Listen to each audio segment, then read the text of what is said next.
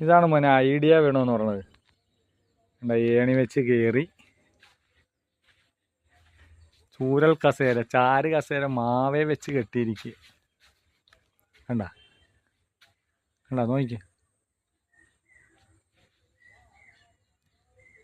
മാവേ വെച്ച് കെട്ടി ചാരി ഇരുന്ന് രാജാവിനെ പോലെ ഇരുന്ന് പ്രകൃതി ഭംഗി ആസ്വദിക്കാം.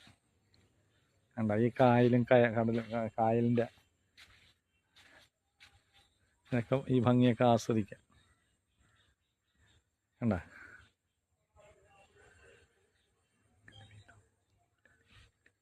ഇങ്ങനെ വിദൂരതയിലേക്ക് നോക്കിയിരുന്ന് കഥകളും കവിതകളൊക്കെ രചിക്കാൻ ഇതിൽ കൂടെ നീ വേറെ എന്ത് വേണം?